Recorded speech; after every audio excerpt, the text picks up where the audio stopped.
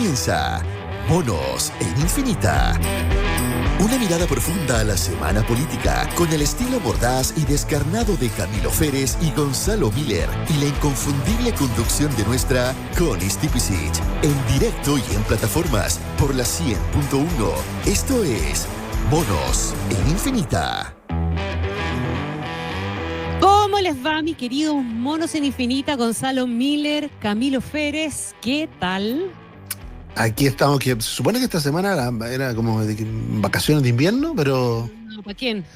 no sabemos, porque el presidente como que se ¿Para nos fue a quién? Paraguay, que se nos iba a París, y resulta que apareció entre medio, dijo, se acabó la vacación. Bueno, pero es que el libretista de Chile no se cansa, pues, querido Gonzalo, y esta semana escribió literalmente con tinta roja, ¿no? El presidente estaba en gira presidencial, de pega. Entiendo, la que estaba de vacaciones era la ministra del Interior. Volvió, Sí. claro. ¿Cómo? Fue ella, volvió. ¿Quién estaba a cargo entonces?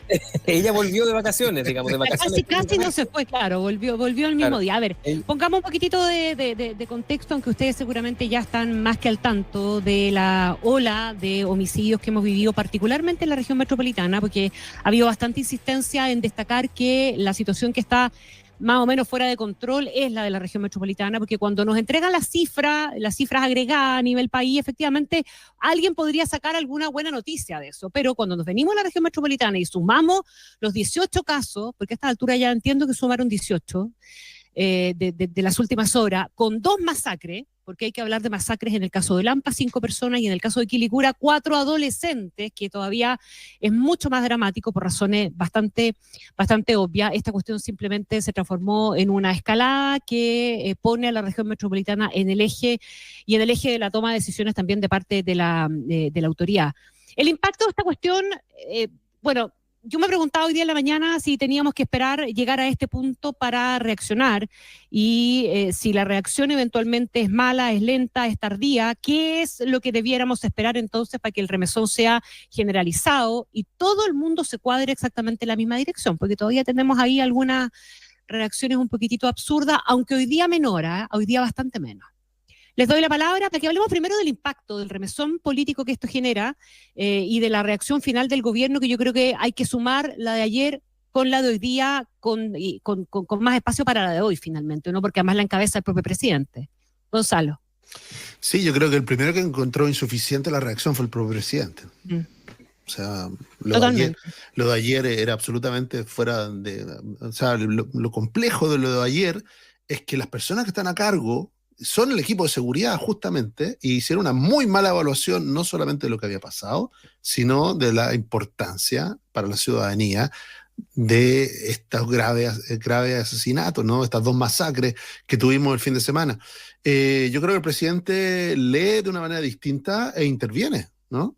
Ve que los anuncios de ayer no existen. Sí, digámoslo con todo, no existen los anuncios de ayer. Ya no son parte de la conversación, de la agenda. Absolutamente insuficiente. Faltaba gente en la mesa, actores relevantes. Lo de la cárcel de seguridad, que se robó toda la conversación hoy día, viene del Ministerio de Justicia. Ayer no estaba invitado. Y viene de antes. O sea, claramente habla que hay una muy mala evaluación de lo que se hizo ayer por parte del equipo de seguridad. O sea... Y la mala reacción, Gonzalo, pasa porque no fue una reacción política. Trató de ser una reacción, comillas, sectorial. Y esto se transformó, como bien dijo Carlos Peña, en un hecho político, que requiere una respuesta política. El problema de seguridad es un problema político, lógico, sin duda, 100%, ¿no? Respecto de quizá una de las funciones respecto del Estado más críticas, más privativas, ¿no? O sea, si el Estado no es capaz de garantizar la paz, garantizar la convivencia y la seguridad de las personas, no tiene nada más que hacer el Estado, ¿no? Entonces, es crítico, y obviamente que es esencialmente político. Pero esta mala evaluación que hace el presidente también se transforma en un nuevo... Uno dice, está bien, dice, en lo concreto. Dice, ya, en lo concreto, el presidente no va a París y vamos a tener en 3 años más una cárcel. Pero dice, esa es la respuesta respecto del problema de seguridad que tiene el país. Seguimos quedando en deuda en respecto a lo que va a pasar ahora. ¿Qué eche de menos yo? Porque el presidente nombra un par de leyes que le interesan mucho, son parte de su agenda. No menciona una, quizá la más crítica, que tiene que ver con la seguridad en la calle, que es las reglas del uso de la fuerza. ¿Por qué no le pone discusión inmediata y despacha en 6 días las reglas de uso de la fuerza, que es lo que habilita que Carabineros y las Fuerzas Armadas, si las quiere utilizar, puedan de alguna manera ejercer el monopolio de la fuerza legítima de manera correcta y eficiente. Entonces, de nuevo veo que como que el presidente tiene una reacción, claro, uno dice, y rescátalo en la cárcel, bien, es algo que el ministro Cordero, y hay que reconocerse, lo viene trabajando hace mucho rato, eso no está improvisado, pero bueno, son 3 años más. ¿Hay que hacerlo? Sí, el largo plazo es relevante, pero yo creo que en el corto plazo, en lo inmediato, sigue quedando corto. El anuncio de la fuerza de tarea, un poco confuso. ¿Es una reunión administrativa como un comité de seguridad 2? ¿O es una fuerza de tarea porque va a tener capacidades operativas? Yo creo que ese anuncio, si es que de verdad se constituye en una fuerza de tarea con capacidades operativas, quizá hay ahí un espacio para algo más concreto que la ciudadanía pueda evaluar respecto de un cambio en lo que pasa en la calle, que es donde está el problema, ¿no? Pero lo que sí, y perdón el dejo, ¿no? Pero ¿dónde se nota que esto es una reacción a lo que pasó el fin de semana y no una preocupación a la crisis de seguridad que está viviendo Chile? Es que todas las medidas apuntan a la región metropolitana. Entonces, ¿por qué la región metropolitana? También murieron asesinados, producto de graves crímenes en la región de Valparaíso y en todo Chile. Hoy día el problema de seguridad es un problema que tenemos en todo Chile. Pero de nuevo el gobierno reacciona, y como tiene que reacciona la región metropolitana.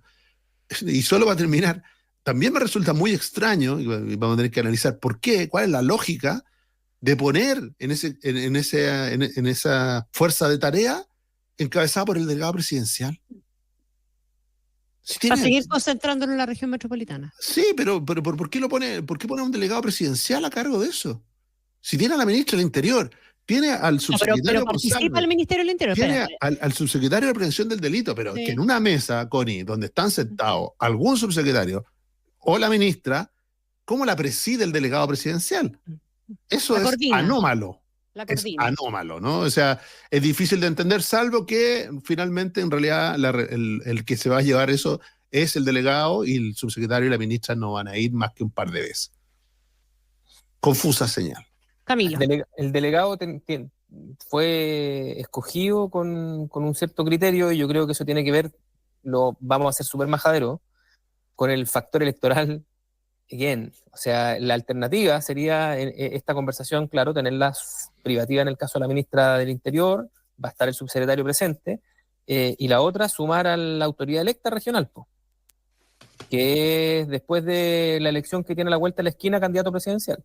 Uh-huh. Entonces yo creo que todas esas consideraciones estuvieron arriba de la mesa a propósito de tu pregunta, Gonzalo, pero quiero volver un poquitito a la pregunta inicial de la Connie. Yo creo que aquí sucede lo que el lenguaje consultoril siempre se trata de llevar a lo que es el riesgo y la oportunidad. Es decir, aquí durante un rato el gobierno ha estado girando, y estoy de acuerdo con Gonzalo, sobre la idea de que esto no es tan distinto a otros episodios de violencia que hemos visto y que tienen una curva de desarrollo que dura el día, ¿cierto? Y después se va.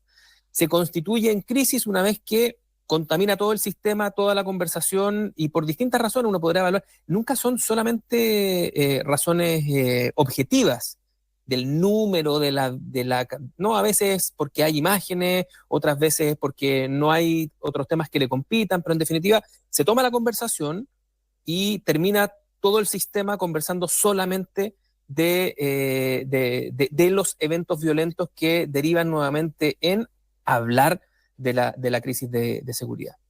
Entonces yo creo que es correcto, el gobierno inicialmente tuvo una reacción más o menos estándar, tratando de no hacer más grande un problema que no tiene una solución inmediata. Porque nos guste o no, más allá de las declaraciones altisonantes, incluso de miembros del propio oficialismo, esto no se resuelve, dado que el problema no partió porque no hay militares en las calles, tampoco se resuelve porque tú los saques a la calle. Y no se resuelven y si tú quieres hacer una cárcel de alta seguridad, no lo puedes decretar hoy día, ni lo vas a poder tener listo mañana. Hay formas más rápidas de hacerlas, formas más lentas de hacerlas. Todas son medidas que tienen que ver con un problema de fondo, que es la falta de control territorial del Estado. Una falta que viene hace mucho rato, y no pretendo con ello empatar de ningún modo, pero que además, como lo conversamos hoy día en la mañana, sufrió una aceleración violenta luego de el estallido y la pandemia. Claro. Fundamentalmente el estallido, porque finalmente ahí lo que pasa es que cuando tú tienes protocarteles que están operando, que siguen con una lógica respecto de un tipo de presencia que se supone que el Estado tiene, cuando se ven ante la realidad factual, material, de que el Estado no es capaz de cubrir problemas de orden público, ya no te digo en vastas zonas del territorio nacional, a la vuelta de la esquina en la capital. O sea, cuando eso queda de manifiesto, entonces un montón de decisiones que tienen que ver con ubicarse, por ejemplo, en el caso del narco, lejos de los centros de consumo y otros, porque podrían estar más lejos también del control del Estado, pierden sentido. ¿Por qué no se ponen en Puente Alto de frentón? ¿Por qué no se instalan, digamos, al lado de donde van a estar los centros de consumo? ¿Para qué se van a ir a la Araucanía? Por ponerte un ejemplo extremo, digamos, donde tú tienes zonas donde siempre está el barrio Yungay, dice usted. Por ejemplo, si en todo el territorio nacional y fundamentalmente en la región metropolitana el Estado quedó de manifiesto durante días, muchos días, si es que se nos olvida, pasaban y pasaban los días y el Estado no era capaz de controlar el orden público en muchas comunas del país y muchas comunas de la región metropolitana de manera dramática. Y luego además cuando trata de llegar con ayudas, que la caja, que tampoco podía hacerlo. O sea, el Estado de cartón quedó develado, ese rey desnudo quedó develado de ese día para siempre. Y todas las decisiones de negocios que de ahí le siguieron se aceleraron. Y de negocio me refiero porque detrás de esto lo que hay son negocios, ¿cierto? Negocios armados, negocios de violencia, negocios de crimen, negocios de control territorial. Entonces, dicho eso, que no tiene por objetivo tirar la pelota al córner, el gobierno mal puede tener una solución de un día para otro, ningún gobierno, para un problema de esta magnitud. Ni tampoco saca nada con decir, mira, sabéis que llevamos N rato tratando de normalizar esta situación. Entonces, creo que lo que primero hubo fue un error de diagnóstico sobre cuánto iba a calar este episodio en particular sobre la idea de una crisis. Ahora, dicho eso, y lo comentamos hoy día en la mañana, también creo que el gobierno tiene todas las herramientas para dejar absolutamente offside a los críticos. Porque las crisis te generan posibilidades, y aquí viene la parte de la oportunidad.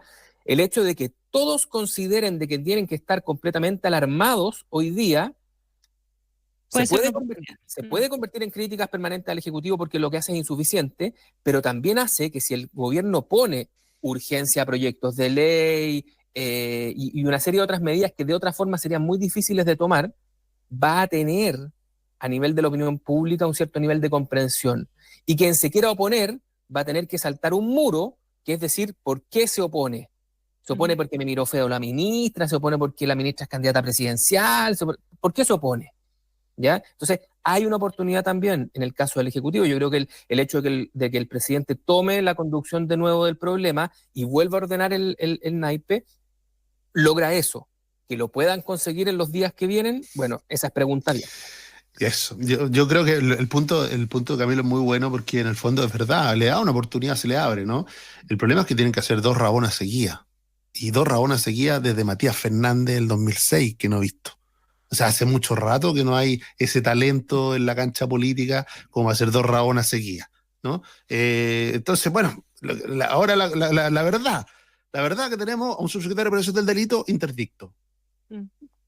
Que ya ya ni siquiera es consultado por la prensa. O sea, ya está medio dicho que si va a volar una cabeza va a ser la de Vergara. Claro, porque ya está superado, está y perdón, pero yo me imagino que la larga lista de asesores, ¿no?, que habita la moneda habrán estudiado un poquito para saber de que 2 hechos en una misma semana constituyen sí o sí, aquí y en cualquier manual, una crisis. 2 masacres en un mismo fin de semana eran una crisis. Y si se demoraron hasta el jueves en darse cuenta, es que no están haciendo su pega. O sea, no están realmente colaborando con el presidente, colaborando con los ministros, diciéndole, oiga, ¿sabe qué? Esto no es suficiente. Que tenga que llegar una vez más, porque no es primera vez que pasa, el presidente a enmendarle la plana a su propio ministro para salvar la jugada, habla de que hay algo que no está funcionando. Lo lamentable, lo preocupante, lo triste, es que es el equipo encargado de la seguridad en el país. Y es verdad lo que dice Camilo, tenemos problemas que vienen hace mucho rato, ¿no? Y podríamos ir mucho más allá del estallido social. Hace mucho rato que no tenemos consenso respecto a lo que hay que hacer en seguridad. Y resulta que el gobierno, de nuevo, teniendo la oportunidad de avanzar en consenso de seguridad, lo evita. O sea, hoy día el presidente no llamó a ningún consenso, llamó a que le aprobaran el par de leyes que él quiere, y deja fuera una clave, que es la regla de uso de la fuerza, de nuevo, la única regla operativa de verdad de elementos de seguridad en la calle, ¿no? Y pierde una oportunidad, ¿no? Y más apunta con el dedo, en algo que se ha transformado como en un patrón de conducta del presidente, apunta por el dedo donde él cree que está el problema, dice la Comisión de Seguridad del Senado. Perdón, le dice, ¿es la Comisión de Seguridad del Senado la causante de los problemas de seguridad en el país, o la responsable del retraso, o la responsable de que el gobierno no tenga agenda en materia de seguridad? No, es la falta de acuerdo, fundamentalmente. Y mucha de esa falta de acuerdo tiene que ver con los problemas internos del oficialismo, además de los requerimientos de la oposición. Ahora, déjenme quedarme un poquitito con el tema de la cárcel de alta seguridad y luego los voy a traer de vuelta a las reacciones más políticas de la oposición y también lo que ha pasado dentro del Partido Comunista, con este llamado que hace justamente el Partido Comunista a la unidad, que parece una cuestión bien paradojal después de varias cosas que se han sumado en el tiempo. Pero lo de la cárcel de alta seguridad, como bien decía Gonzalo y decíamos al principio, este es un tema que se venía trabajando, tanto así que ya había salido publicado en La Tercera el otro día cuáles eran los posibles lugares donde emplazar esta cárcel que ya había anunciado el ministro de Justicia, Luis Cordero.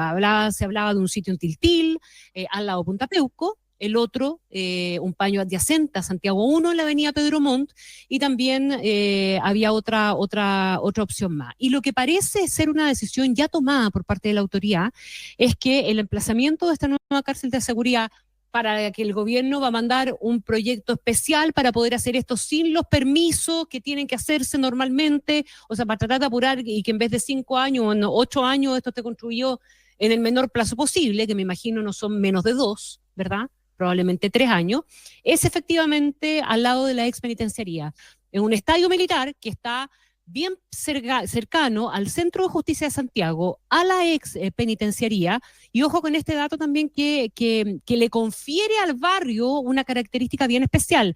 Además, ahí también está, al lado de estas cárceles, o detrás de estas cárceles, se está construyendo un edificio nuevo del Servicio Médico Legal, que se entrega el próximo año, con lo que este barrio se consolidaría como una especie de barrio, comillas seguro, entre comillas seguro, un barrio asociado justamente a cuestiones judiciales, de gendarmería, un etcétera, clúster etcétera. penitenciario. Un clúster penitenciario, exactamente. Lo que hace mucho sentido en términos de ciudad y en términos de menor grado de oposición a la medida, porque es un barrio que ya está intervenido en esa dirección. No es que tú vayas a echar a perder un barrio, esta lógica del no in my backyard, típica, todos quieren un basurero, todos quieren una cárcel, pero nadie la quiere en su jardín o en su patio trasero. De alguna manera se diluye un poco con esto porque esto ya funciona en esa dirección y además está el hecho obvio, ¿verdad?, de que esta cuestión puede importar o implicar una serie de ahorro de recursos, ¿verdad? Pedro Montt ya es hoy día un barrio judicial y es un barrio penitenciario. La alcaldesa Santiago salió a gritar hoy día que bajo ninguna circunstancia, un no rotundo a la idea de que se instale, pero yo creo que a la alcaldesa le va a ir mal. Esta es una cuestión que probablemente genere mayor consenso que ningún otro emplazamiento posible a estas alturas. ¿O no? Sí, de todas hablen maneras. porque estamos en radio. No solo hagan así. Tratando de hablar a Gonzalo porque lo vi así como... Sí, de todas maneras, si el barrio ya tiene esa condición, además yo te agregaba mientras comentábamos fuera de micrófono, que me parece que hay otro elemento que es importante, que es cuando tú tienes recintos que están concesionados alrededor, tú puedes hacer esa intervención por la vía de las ampliaciones de los actuales contratos de concesión. No sé si este sea el caso específico, pero agregaría un elemento más. Y obviamente definir cualquier lugar de Chile, ¿cierto? Cerca de donde viva población para emplazar una cárcel, es una decisión que va a contar con la oposición férrea de todos los vecinos, y por lo tanto tú ya tienes más o menos avanzado ese problema, digamos, y el plan regulador ya tiene como costo hundido el hecho de que ahí existan recintos penitenciarios, obviamente que lo hacen mucho más factible. Por lo tanto, te insisto, aquí el hecho de que oponerse sea oponerse a las que puedan ser consideradas pertinentes, atrasadas o incluso pocas decisiones que vayan en el sentido de resolver los problemas de seguridad puede tener un costo, y yo entiendo lo que hace la alcaldesa, ella está en campaña, digamos, habrá vecinos de esos alrededores que son electores potenciales y que ella tiene que ser la voz de ellos, pero también creo que esto tiene al día de hoy una fuerza que le va a permitir, esto es equivalente a los apagones. Cuando se produce un apagón hay una serie de inversiones que tienen que ver con intervenir el entorno para generar energía que se viabilizan y que se agilizan porque hay apagones. Lo mismo pasa con las sequías, aquí pasa lo mismo. Esta crisis te entrega la posibilidad de resolver ciertos elementos que no van a ser los estructurales, pero que son coadyuvantes del otro. Así que muy de acuerdo con el hecho de que si ese es el lugar, suena del todo razonable que ahí sea el que va a tener menos resistencia. Va a tener igual, pero va a tener menos. Sí, la cosa es cuánto favor tiene esto en el Congreso también, ¿o no? Así como otras cuestiones más, y el apuro por sacar adelante las otras normas como la que dice Gonzalo. Sí, yo creo que en el Congreso, pues, bueno, vamos a entrar al tema, la manera en cómo lo anuncia el presidente, notable, porque yo creo que aquí, como a veces muy lateralmente, se abre una puerta que después va a ser muy difícil de cerrar. El presidente considera que es urgente, considera que es crítico para establecerlo como elemento de seguridad, una cárcel de alta seguridad, y tiene razón. Dirigía a combatir de frente al crimen organizado, como va a empezar a decirle ladrillo tras ladrillo de la construcción de esa cárcel, cuidado que aquí los vamos a meter y los vamos a hacer pagar cada uno de sus delitos. Muy buena señal. Ahora, para poder hacerlo, y perdón, algo hablamos de los tiempos, pero para poder hacerlo en 3 años y no en 12 o 15 años, tiene que saltarse toda la permisología. Sí, y por eso necesita una ley especial. 3 años versus 12. ¿Qué va a pasar? Pero tú me dirías que yo lo que pregunto, ¿sí? Connie, y se va a hacer por una ley especial, que va a pasar por el Congreso, pero en 6 días va a pasar esa ley. Y yo pregunto, ¿los hospitales que están parados años van a ir todos a ley para salir en 3 años y no en 12? Pero eso ya están concesionados, o sea, para saltarse el problema de la permisología. Yo lo que digo que la puerta que abre el presidente, primero hay un reconocimiento a que no se puede construir en Chile en 3 años si no es con una ley especial que se salte toda la permisología. Primer reconocimiento que hace el jefe de Estado. Y lo segundo, abre la puerta, porque va a ir donde el Congreso a hacerlo, por una ley habilitante, y decir, va a ir donde los señores más responsables de todo, ¿no? Así conversábamos la semana pasada. Donde el populismo no ha golpeado la puerta. Y resulta que le dice, oiga, hagamos leyes habilitantes para las cosas importantes que permitan saltarse toda la permisología. A mí lo primero que se me ocurre fueron los hospitales. O hay alguien que no quiera que se hagan los hospitales en 3 años, de hecho, y no en 12. En esta región están parados. Y yo ahora estoy en Los Ríos. ¿Viste? Entonces, vamos a tener ahí una puerta abierta diciendo, bueno, hay ocasiones en que la urgencia social, en que la necesidad del país va a hacer que nos saltemos toda la permisología. Esta es la primera.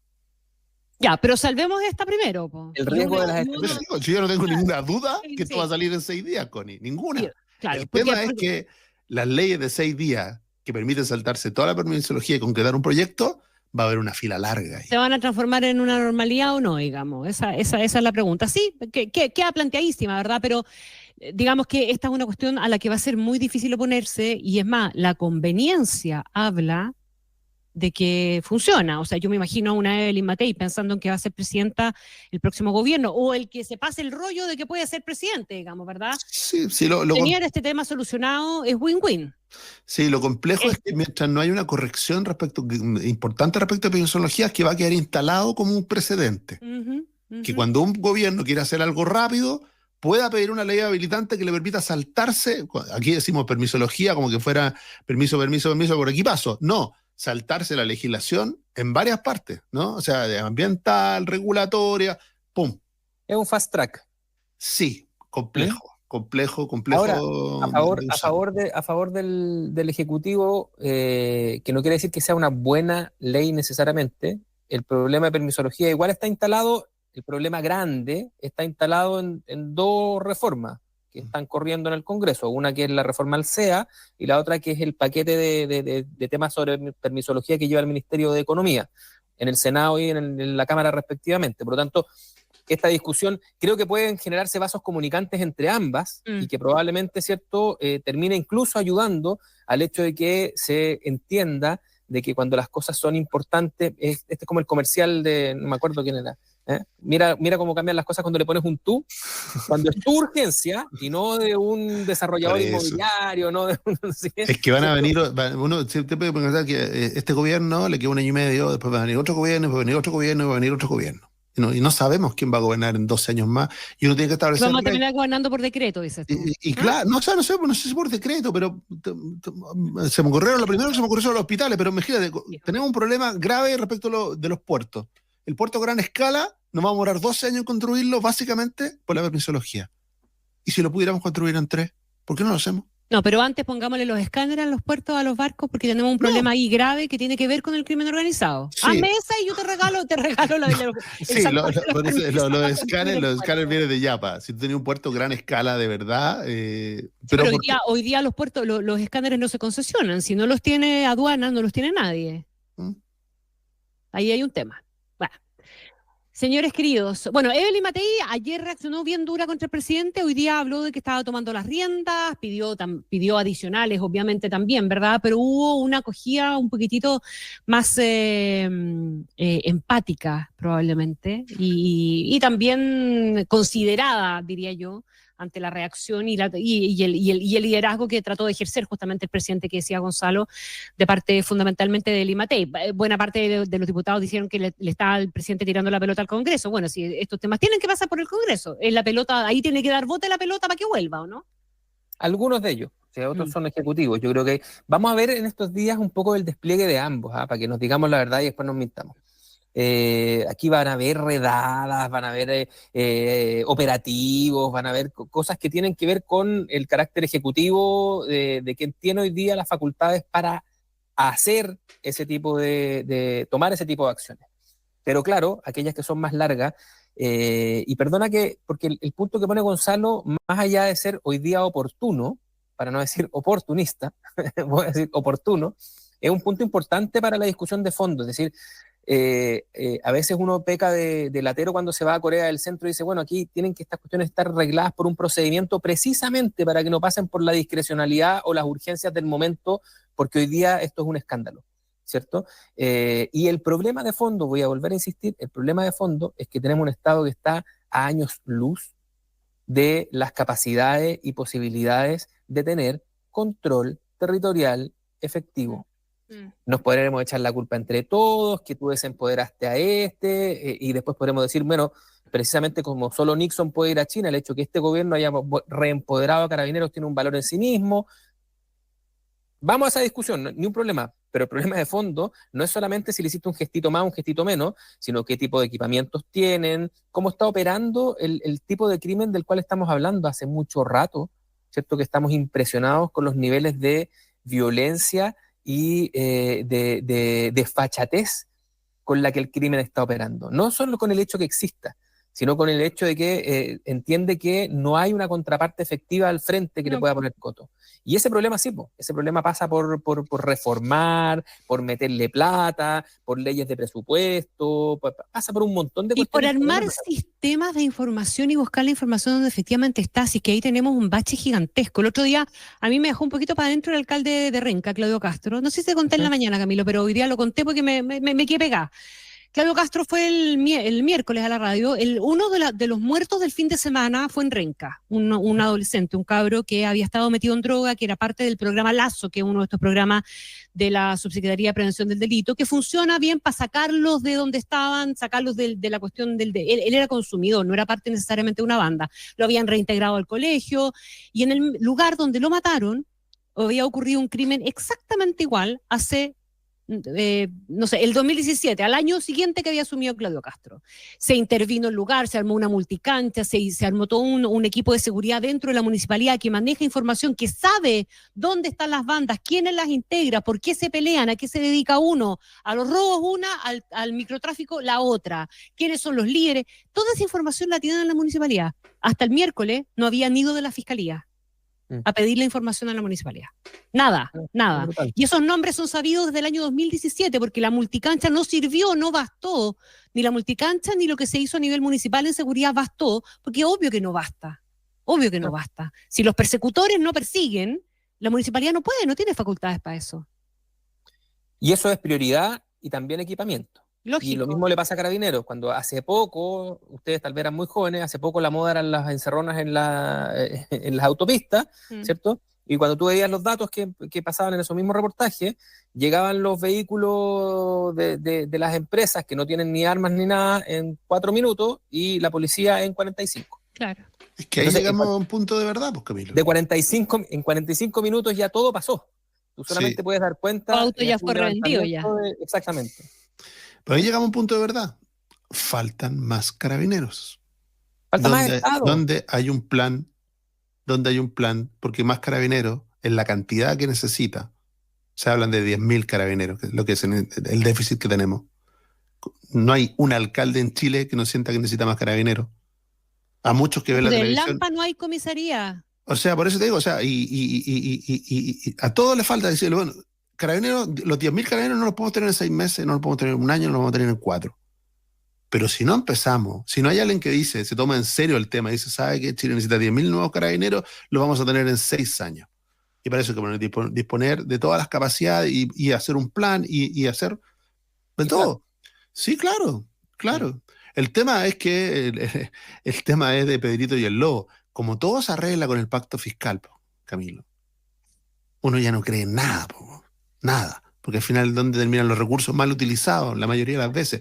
Cuando este gobierno, a diferencia de los 2 gobiernos anteriores, tanto el de Michelle Bachelet como el de Sebastián Piñera, los dos, en momentos de crisis, lo primero que hicieron, se apretaron el cinturón. ¿Se acuerdan esa época en que los ministros de Hacienda nos contaban cómo iban a reducir $300 millones del gasto fiscal para poder abordar una labor que no estaba contemplada de emergencia? Este gobierno no se ha apretado nunca el cinturón. No ha dejado ni un viaje abajo, no ha dejado ni un viático sin pagar, no ha dejado ni un hotel sin contratar para hacer una jornada de extensión. Entonces, cuando el gobierno se aprieta el cinturón, después que le apriete el cinturón a los chilenos un poquito más, pero que primero del ejemplo, lo hizo Michelle Bachelet, lo hizo también Sebastián Piñera en sus 2 gobiernos. Es una buena señal que el gobierno parta por casa. Entonces, porque si no, cada uno, el Ejecutivo acaba de proponer una cárcel. Piñera lo hizo en el gobierno 1 con el terremoto, pero en el gobierno 2. En el gobierno 2 también lo hizo.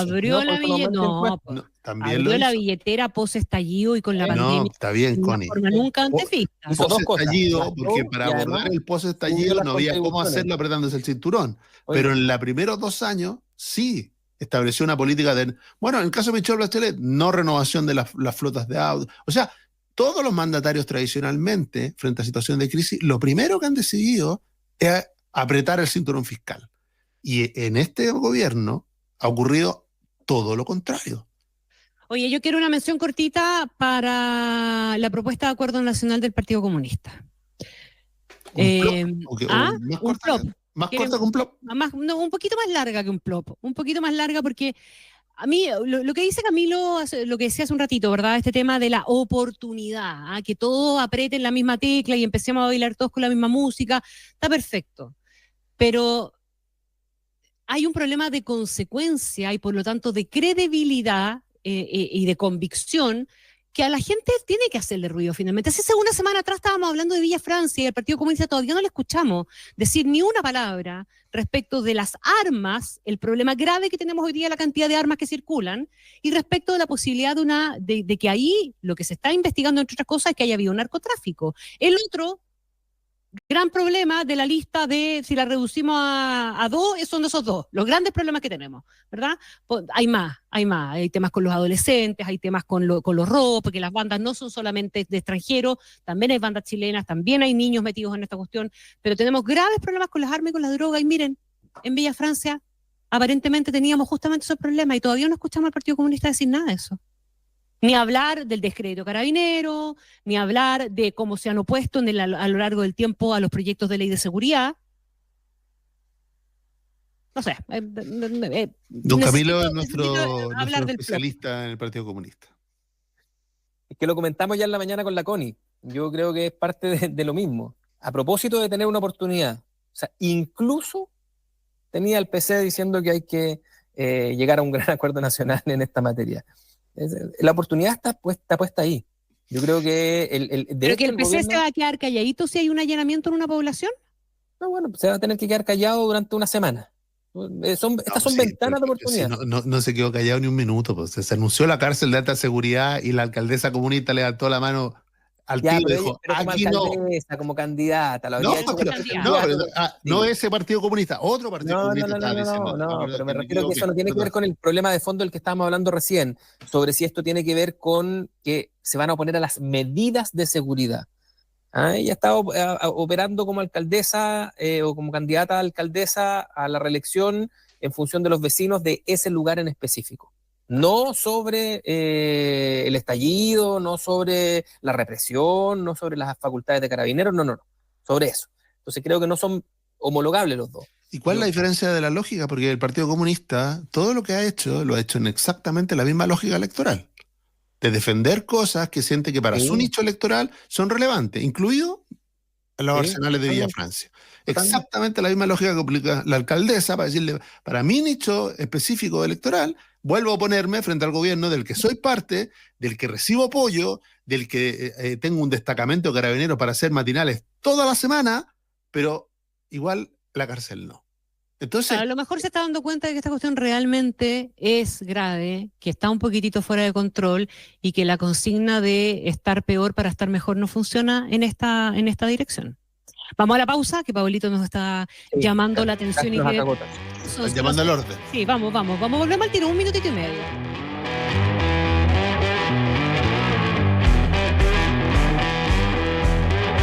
Escuchas Monos en Infinita con Connie Stipicic, Camilo Férez y Gonzalo Miller. Pausa y ya volvemos.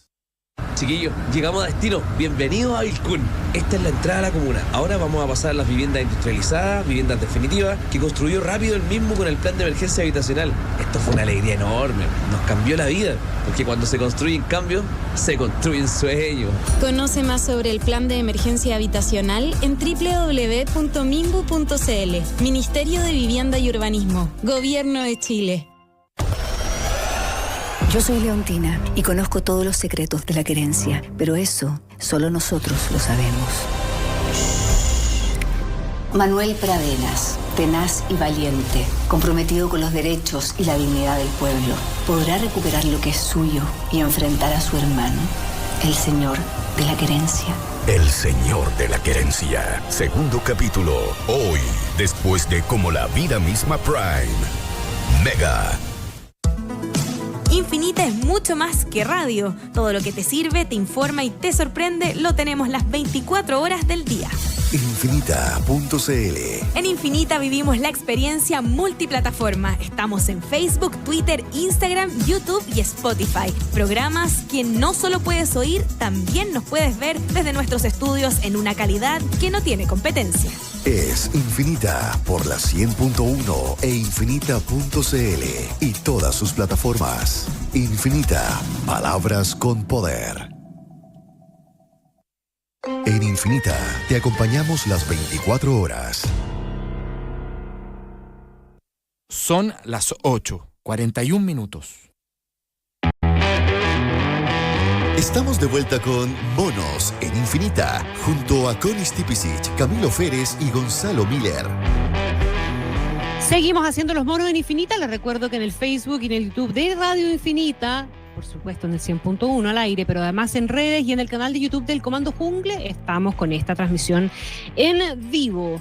Vámonos a la actualidad internacional, que siempre nos rebota por algún lado, ¿verdad? Porque tenemos, vamos a hablar de dos procesos importantes. Partamos por lo que está pasando en Venezuela. Hoy día se conoció una advertencia que hizo el presidente Nicolás Maduro, que habló de un baño de sangre y una guerra civil fratricida si es que no gana las elecciones. Dijo que solo él podía garantizar la seguridad del país y que un triunfo de la oposición podría derivar en un conflicto armado.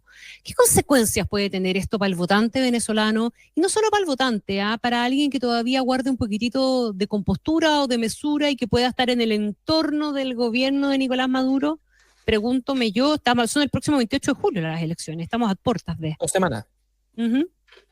Sí, bueno, yo creo que primero una señal de que pese a todo lo que ha manipulado las elecciones el dictador Maduro, ¿no? Pese a que aparece 13 veces en el voto, dices tú. Claro, pese a todo, no, que ha impedido que la candidata que ganó las primarias pudiera ser candidata, Corina Machado, ¿no? Pese a todo eso, tiene miedo de perder las elecciones. O sea, el discurso es un discurso del miedo, y de ahí lo está estableciendo con mucha claridad. Entonces, como en general, gobiernos no democráticos o dictaduras como la de Maduro, ¿no? Que tiene control de las Fuerzas Armadas, el problema no es el conteo de los votos aquí, ¿no? Sino de los apoyos de fuerza. Esos son los apoyos fácticos donde uno tendría que mirar si es que hay algún cambio, ¿no? En el escenario, porque hasta ahora ha sido monolítico el apoyo del mundo militar hacia Maduro, y si eso se mantiene o no se mantiene así. Yo creo que la alusión a los baños de sangre hay que leerla un poco leyendo en ese código. Claro, llamando a defender lo que él quiere defender. Camilo. Me acusaba de boomer hace un rato Gonzalo, pero de nuevo, tal vez ustedes son muy jóvenes, pero yo cada vez encuentro más similitudes en la tesitura del diálogo político en Venezuela con el 88, 87 en el caso de Chile, 88, 87. El plebiscito del sí y el no. Sí, que es esta misma idea, claro, mientras aquí pasa igual que a los dictadores, les pasa igual que a los ladrones de la plaza de armas, digamos. O sea, mientras van corriendo, acaban de robar un celular, van corriendo, nadie los interviene, pero o se tropiezan o alguien les hace una zancadilla pequeñita y una vez que están en el suelo, los linchan. Y pasa un poco eso, como que existe esta idea de que existe el control total, de que todos están cuadrados con el hoy jefe de Estado, jefe de gobierno, jefe además de las Fuerzas Armadas, hasta que esa unidad se rompe. Y parece que en definitiva en el caso de Maduro, ¿cierto?, se han ido pasando todos los límites. Hasta las encuestas oficiales, digamos, dan sobre la opción de Maduro a un candidato que además tuvieron que inventar de la noche a la mañana, porque la candidata, como bien decía Gonzalo, la prescribieron por decreto, digamos, a María Corina Machado, y sin embargo este señor Edmundo González emerge y rápidamente copa el escenario, es decir, está en esas circunstancias en la que casi cualquier alternativa parece mejor que Maduro. Y por lo tanto las amenazas, la idea de yo o el caos tampoco es nueva. Ustedes recordarán los jinetes del apocalipsis en la campaña del sí y del no, ¿cierto? La idea de que lo que viene detrás es el caos es tan típica de aquellos que están perdiendo que incluso en las democracias, en régimen y en forma, se utilizan. Ustedes recordarán el teléfono ese que Hillary Clinton decía que ¿quién prefieres que tome este teléfono por el teléfono rojo cuando la amenaza era Obama? Es como el último recurso, la idea de que pues, soy peor candidato, no me quieren, no tengo carisma, no tengo ninguna de las cualidades por las cuales me podrían elegir, sin embargo lo que viene al frente es un salto al vacío. Lo intentaron en Argentina contra Milei, lo intentaron, siempre ese discurso es de aquel que va perdiendo. Entonces, yo miro las señales y creo que lo que va a pasar en 2 semanas podría ser tremendamente novedoso desde la perspectiva de que sí, probablemente el régimen va a tratar de amañar las elecciones, incluso podría ser que lo consiga, pero fíjate tú una cosa, hasta que ahora tendría que verificarlo si es que eso ha cambiado. Maduro no dejó que fueran observadores de la Unión Europea, ¿cierto? No permitió para esta elección en particular. Sin embargo, no le y el otro observador internacional que tenía no va a poder ir, que es Daniel Jaue. Además. Pero, por ejemplo, Brasil, que no tiene ningún tipo de impedimento, no está mandando observadores. Entonces, cuando tú tienes y nadie va a decir que en Brasil no existe una cancillería y no existe una diplomacia con voluntad regional. Es una cancillería grande, que si considera de que no se va a comprometer con respaldar un resultado en esta elección, algo saben que nosotros no, ¿cierto? Algo intuyen respecto de esta elección en particular que es interesante. Entonces, yo le pondría mucha atención a lo que va a pasar en 2 semanas más. No vaya a ser cosas, ¿cierto?, que dentro del propio chavismo comiencen, como madurismo hoy día, ¿cierto?, comiencen a la noche de los cuchillos largos y que sea alguien como, por ejemplo, el más papista de todos, que es Diosdado Cabello, ¿cierto?, el que termine clavándole un cuchillo a Nicolás Maduro el día de la elección. Así que van a pasar cosas interesantes, pueden ser tremendamente dramáticas además, así que yo le pondría mucho ojo a lo que viene en Venezuela, mucho. Gonzalo. Sí, siempre es difícil analizar con los elementos de la democracia o de las elecciones, cosas que no son ni democráticas ni elecciones propiamente tal, ¿no? Como lo que está pasando en Venezuela, que dista mucho de ser una elección, no cumpliría con ninguno de los requisitos necesarios para hacerlo, ¿no? En términos de libertad, acceso, de decisión informada, pero a pesar de eso, y por eso que pongo el eje de análisis en los códigos que sí son propios, ¿no?, de una dictadura como la venezolana, hay que tener mucho ojo porque las medidas respecto de la oposición, de la persecución, hoy día tuvo un accidente justamente que no pudo ser candidato, ¿no? Ella tuvo la Corina Machado tuvo un accidente que producto de una intervención de aparatos paraestatales, ¿no? Entonces, estamos viendo la presencia de qué elementos de fuerza, elementos de violencia, a 2 semanas de la elección. Y quiero poner en contexto de por qué empeoró tanto o se está saliendo de control a un país que había controlado con mucha fuerza, con mucho rigor, ¿no es cierto?, la dictadura venezolana, más allá de la diáspora, ¿no? Y tiene que ver con que los últimos meses ha habido una pequeña recuperación económica en Venezuela. Y eso, en vez de generarle un rédito a la dictadura venezolana, lo que le ha generado es un problema. Porque la gente se empezó a acordar de que, bueno, ¿y qué pasa si las cosas no van a peor?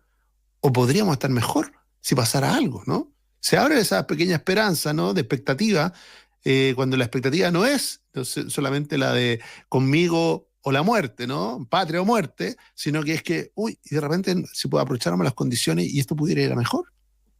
Y la gente empieza a decir, ¿y eso depende de quién? De nosotros. No hay dictadura que pare a una sociedad que quiere cambiar. Y yo creo que eso también puede ser un elemento relevante para lo que pueda ocurrir en la elección de Venezuela. Vámonos a Estados Unidos, porque esta ha sido una semana crítica. El fin de semana también estaba intenso el libretista estadounidense cuando escribió el capítulo del atentado contra Donald Trump, del que salvó bien sorprendentemente, y sirvió para muchas cosas. Sirvió para terminar de desordenar a los demócratas en torno a la figura de Joe Biden, que además se agarró COVID justo al rato que había dicho que si un doctor le decía que tenía una enfermedad podía pensar en renunciar, digamos. Pero bueno, los demócratas terminaron de desordenarse en torno a la figura de Biden, y en cambio los republicanos se cuadraron al 300% en una suerte de séquito que le rinde pleitesía, culto y de todo a la figura de un Donald Trump que no solo se mostró heroico, sino que también jugó a mostrarse como una persona vulnerable y por lo tanto una persona más, comillas, normal. Presentó su candidato a vicepresidente, pensando probablemente en una proyección a 4 años más. O sea, se transformó prácticamente en un imbatible, ¿no? Yo creo que sí, pues si uno mira la última encuesta, hay un sitio, lo vamos a recomendar, hay un sitio que es clave para mirar lo que está pasando en términos, para lo que les gusten los números, para los fans de la cosa pequeña, se llama Clear Real Politics. Sí. Y es lo mejor, y uno va viendo ahí exactamente. El gran descuidero de las encuestas gringas es. Claro, y del análisis, ve cómo el salto, ¿no?, post-debate para Trump fue muy importante, y todavía falta ver las consecuencias del atentado que sufrió el candidato Trump. En todos los estados clave, ¿eh? Pensilvania, Arizona, ¡pum! Se abrió la brecha a favor de Trump. Porque recordemos que a pesar de que en el promedio nacional está 4 puntos arriba, si uno hace un promedio, ¿no?, más o menos 4 puntos arriba, Trump estaba a 2, quedó a 4 puntos arriba de Biden. En los estados clave, porque aquí la clave está por estado, no el promedio, no es el voto popular, como ya lo aprendimos, ¿no? Es cada estado, bueno, en Florida está 10 puntos arriba Trump, ¿no? O sea, se ha girado en los estados más importantes, Nevada y muchos se han girado hacia Trump. Y eso puede hablar de que incluso la posibilidad del reemplazo de Biden ya no tenga mucho sentido, ¿no? Es decir, de que esta lógica de que era alguna debilidad del candidato y todo, bueno, como decía Connie, el guionista también en Estados Unidos trabajó, decirle un candidato como Biden que no deja de regalarnos episodios de debilidad o de confusión, y de acá tenemos al otro lado un tipo que le pegan un disparo en la oreja y se levanta con el puño y lo que transmite es convicción y fuerza, ¿no? Y que está de pie y a la semana siguiente está en la convención y despeja cualquier duda que hubiera al interior del Partido Republicano, que había dudas contra muchas dudas al inicio, termina absolutamente unido todos los republicanos detrás de Trump, y al frente lo que hay es cada vez una división más profunda. Entonces, yo creo que Biden va a terminar siendo el candidato, yo creo que ya el margen para poder cambiarlo se fue. Además, entiendo yo que la gran tapada o la gran candidata, la única que tenía opción de competir abierta y de triunfar, ¿no?, frente a Trump, que era Michelle Obama, ya dijo que no. Así que yo creo que aquí lo que queda es apretar los dientes y esperar el 5 de noviembre. Los medios gringos están hablando ahora de una decisión abrupta que podría tomar Biden en los próximos días. Lo cifran en relación a la convención republicana o en una reunión en su casa con una serie de líderes demócratas, pero lo cierto es que este pánico ya se instaló. Yo tengo la sensación de que más allá de todas las dificultades prácticas que esto conlleve y que eso no signifique necesariamente que vayan a ganar, el hecho de mantener la estantería, ya lo comentamos 1 o 2 programas atrás, equivalente a lo que alguna vez vivió la UDI, ¿cierto?, cuando se operó de su candidato y terminó con Longueira. Creo que esto tiene que ver con sostener la estantería. Lo de los demócratas hoy día es una cuestión de sobrevivencia, de que no se les genere, digamos, un daño mortal en la viabilidad del partido, porque lo que les sucedió al frente es que Trump no solamente se consolidó, sino que además, como bien señalaba Gonzalo, se llevó el Partido Republicano para la casa. Se lo llevó desde afuera, o sea, tuvo todo tipo de oposiciones, algunas más frontales, otras más tenues, y las fue venciendo una por una. Si queremos buscar un símil en nuestra política, vamos a tener que llegar necesariamente al expresidente Piñera, que tuvo todo tipo de resistencias por parte de la derecha tradicional, de la menos tradicional, de los almirantes, del almirante Arancibia. Se hizo de todo para que Piñera no se tomara el control de la derecha, pero cuando se lo tomó no lo soltó más, ¿cierto? Y terminó subyugando a todos sus opositores internos, y son esas fuerzas políticas, digamos, disruptivas. No quiero con esto decir que sean equivalentes en toda la línea, digamos, Trump y Piñera, pero el control que hoy día está ejerciendo Trump del Partido Republicano es omnímodo, mientras que en el Partido Demócrata solo hay dudas, y van a requerir un golpe de efecto, algo que les haga sentir de que tiene sentido al menos recaudar fondos, jugársela, salir a la calle, poner banderita, porque el candidato actual les da vergüenza. Y esa cuestión no es sostenible en política. No, tú no podés salir, tu candidato te puede gustar más o menos, pero si te da vergüenza, si te da pudor, es inviable. Yo creo que ahí yo creo que hoy día el Partido Demócrata, el gran debate ya no tiene que ver mucho con la presidencial, ¿no? Yo creo que el Partido Demócrata lo que tiene miedo es una corrida parlamentaria. O sea, que el triunfo de Trump vaya acompañado de un triunfo parlamentario. Recordemos, el sistema electoral norteamericano es de mayoría, ¿no? De mayoría. Entonces, obviamente que una pequeña alza, ¿no?, del mundo republicano, sobre todo en estos distritos, le puede generar una mayoría tanto que en la Casa de Representantes como en el Senado, y por lo tanto dejar en una situación imposible, ¿no? Porque recordemos que Trump no contó con una amplia mayoría, nunca. De hecho, tuvo una mala elección intermedia. La mayoría tenue que tuvo en sus primeros 2 años tenía resistencia del propio Partido Republicano. Entonces no tenía siempre los votos para hacer lo que quería hacer. Le costaba mucho avanzar. Muy distinto sería el caso si se termina dando este doble escenario donde un Trump muy consolidado termina girando hacia una mayoría parlamentaria consistente en el Senado y en la Cámara de Diputados, lo que le abriría un naipe que hasta ahora no hemos conocido en Trump, ¿no? El de tener la posibilidad de implementar y avanzar con una legislación como hace mucho rato no hay en Estados Unidos.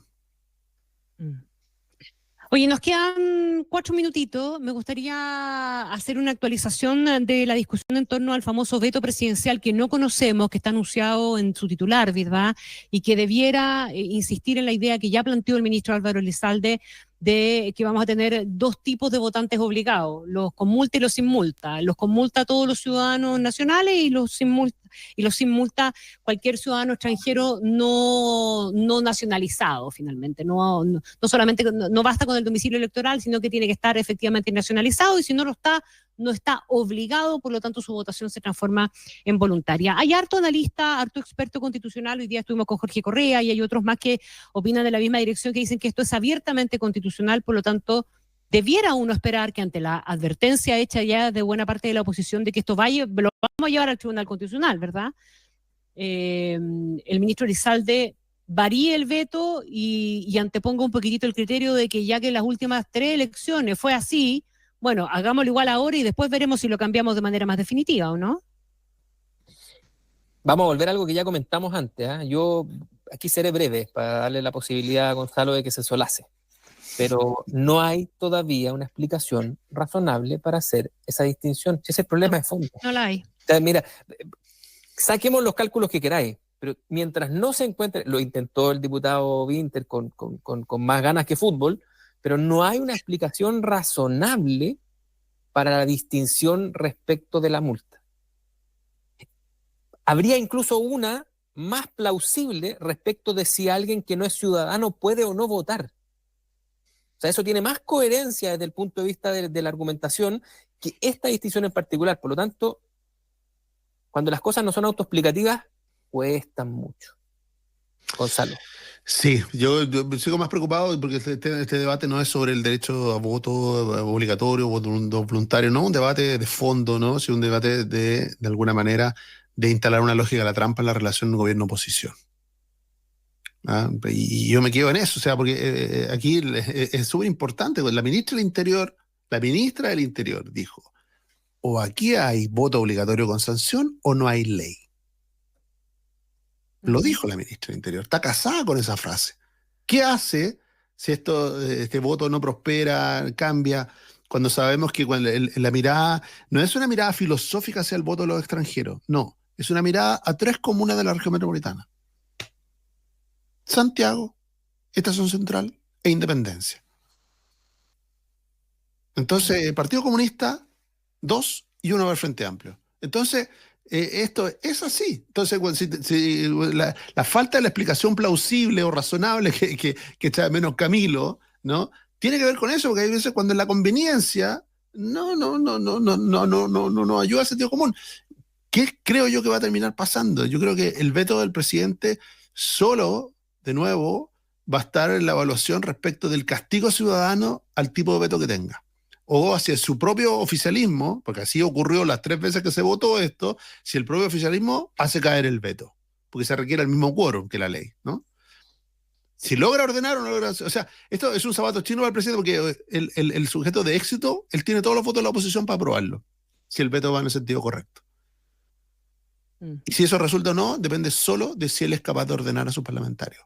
Si no lo logra hacer el presidente, de nuevo, vamos a quedar en la lógica de la trampa, ¿no? Y eso le puede determinar que el temor a un voto de castigo respecto del voto popular, el mundo de los sectores más vulnerables, o el castigo respecto de el mundo de los migrantes, los venezolanos y otros mundos migrantes, se puede transformar como una profecía autocumplida, ¿no? De tanto temerlo, se produzca. Claro, efectivamente. No se sale bien de esta. No se sale, no, está claro que no se sale bien de esta. Queridos señores, terminamos. Les mando un abrazo súper grande. El fin de semana, recuerden que vamos de vuelta con este programa el domingo a las 10 de la mañana. Un abrazo enorme. Y porque el equipo que gana repite. Exactamente. Muy buena semana. Chao, chao. Con parábolas del domingo parece, ¿eh? Por si acaso. Está bien. Chao. Chao.